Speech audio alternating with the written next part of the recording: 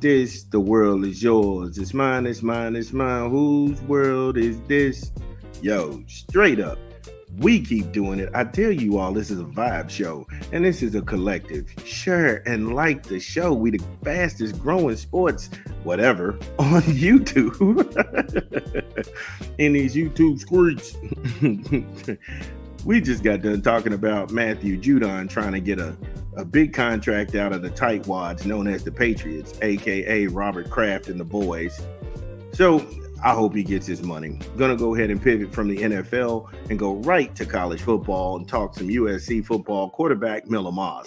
Now, is he ready for the Big Ten? So I'll give you a quick backdrop and then we'll get going. So the Pac-12 fell apart because the Big Ten took the legacy teams, USC, UCLA, Oregon, and Washington. And that collapsed the Pac-12. So there's no more Pac-12. So he enters into the Big Ten. The Big Ten, where you have Michigan, Penn State, Ohio, the Ohio State. And that's where we go. So I wanted to know really how good were the Trojans in Southern California. Now, Fox Sports has this and Michael Cohen. Riley, here it is, because again, you had Miller Moss, and for some odd reason, he wasn't starting. Although, when I read to you, his quarterback class is crazy.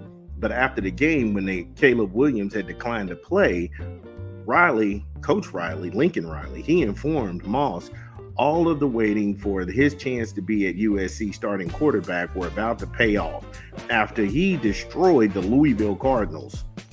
He destroyed the Louisville Cardinals big time.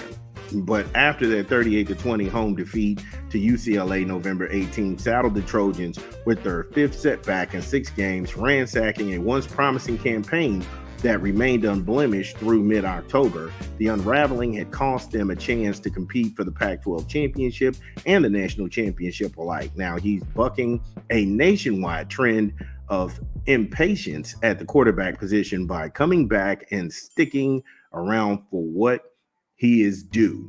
Shout out to him, because that's absolutely right. Now, the way that the college landscape works, if you feel a coach has lied to you and you didn't go to that college to be a backup or sit around and let another guy take snaps, guys are just packing their bags and going for better pastures. And you can't hate that for him. Now, just how good is Moss? Well, the recruiting industry believes Moss was pretty good to begin with, and after a standout career at Bishop Alameda High School in Mission Hills, California, roughly 30 miles north of LA's Memorial Coliseum, a 4-year star prospect in 2021 cycle, Moss was rated the number 76 overall player and the number 12 quarterback in the country. Amid a particularly deep group of positions, you've got Caleb Williams, he's with the Bears, Quinn Ewers, he's at Texas, J.J. McCarthy, he's playing with the Vikings now, and Drake May, he's playing with the New England Tightwads, were among the signal callers rated higher than Moss, while Jalen Milroe, he's down in Alabama, Garrett Newsemeyer, he's at LSU, and Shador in Colorado, they were all behind him from the 24/7 Sports composite rankings. This dude is skilled. And I saw his skill on display when they carved up Louisville, and it got downright embarrassing for the Cardinals. Gang. Oh yeah, Bird Gang was feeling it because they was getting sliced and diced at that bowl game. That was hard to watch. And I think what's super impressive when you look at that list to see that some of those guys are pros, and that just shows you the respected company that he was in. Now, he had scholarship offers from Alabama, Georgia, Michigan, and Oregon. That's memory lane right there. But to quote Kendrick Lamar, it's a big difference between Mike then and Mike now. So we'll get into more of how good Miller Moss can be and how dangerous USC can be when we get back from a quick 20 from an unofficial sponsor of the show. This is Big Vern. Drop the spot.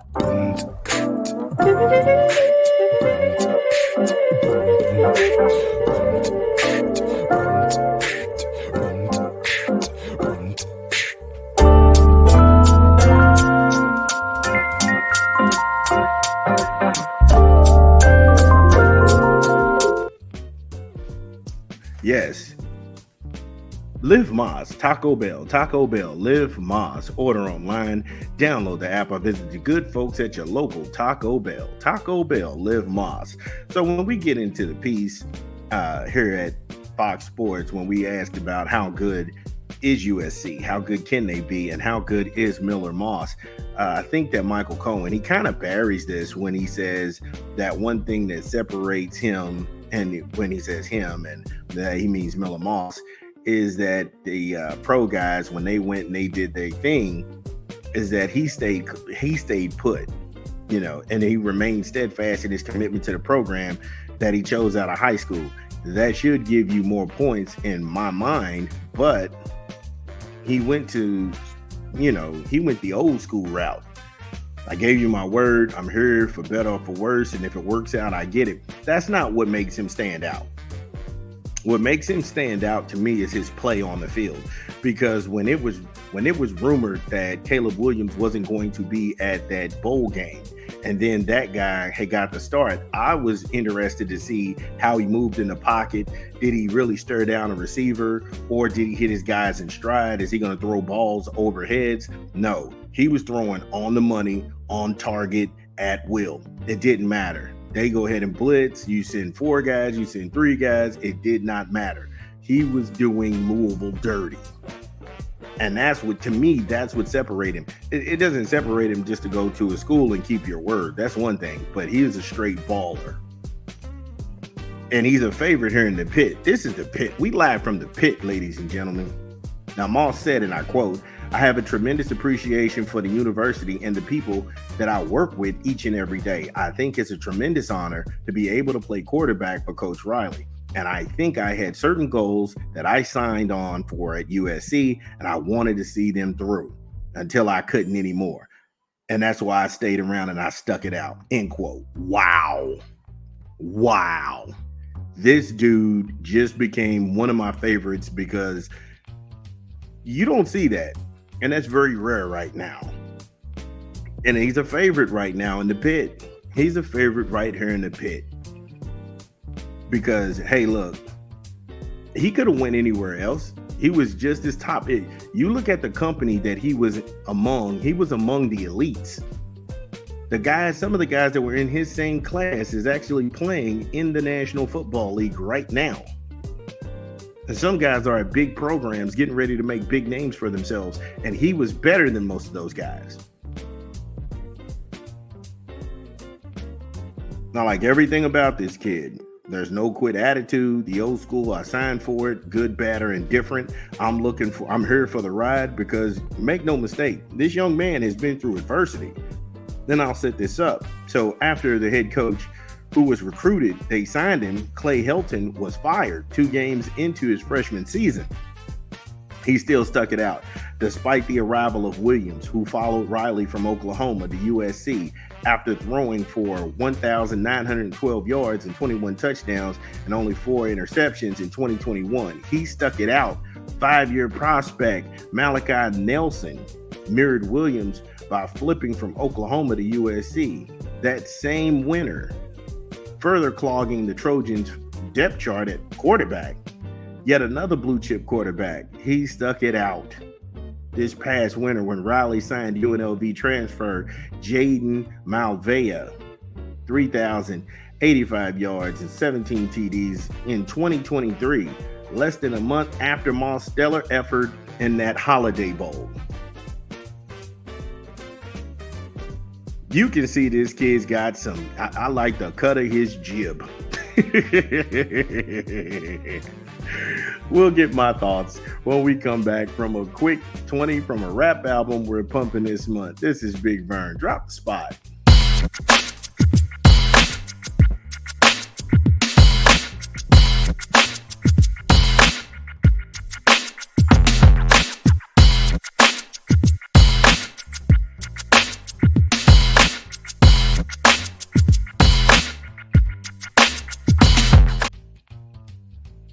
Yo, LL Cool J is hard as LL Cool J in stores in September. It's not even out yet. The Force, Saturday Night Special, him, Rick Fraud, Fat Joe, crazy song. I don't really rock with Rick Ross, but don't let that overcloud a good project. And then Passion is hot too.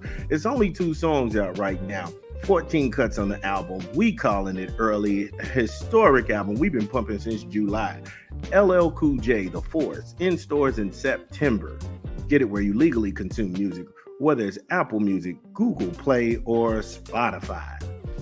So when we left off, we were talking about all the adversity that Miller Moss has went through. Now we're going to go ahead and look at that schedule. USC, they have LSU. That's opening night. That's a tough one. And they playing in Baton Rouge. Hoo-wee. Then Utah State comes to town. They can beat them. They got to go to Michigan in the Big House, September the 21st. Then they head to, Wisconsin comes home because they get them at home. So that's going to be another one. Minnesota. A lot of people are sleeping on Minnesota. Minnesota has a great running back. They've got a great running back and they've got a great scheme. A lot of people are sleeping on the Golden Gophers. Don't be surprised if that one is a knockdown, drag-out game. And that's on the road. Then Penn State comes to town on October the 12th. I think when we get into Penn State's schedule, you'll see the Nittany Lions. They have no gimmies either. Then they go to Maryland on October the 29th. They can beat Rutgers. Washington, that's going to be a old Pac-12 nemesis. Then Nebraska, November the 16th. UCLA, USC, the Battle of California. That takes place November the 23rd and 24th. Well, they got that on Thanksgiving.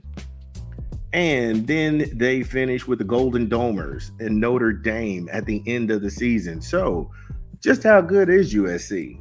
I don't know. It's one of those wait and sees, but I'm excited for it. Trojan faithful, get in here. Let me know. Is Miller Moss the goods? Is Lincoln Riley a hell of a recruiter? It could be all of the and above. But we still got a lot more show. This is Big Bernard App Stupid.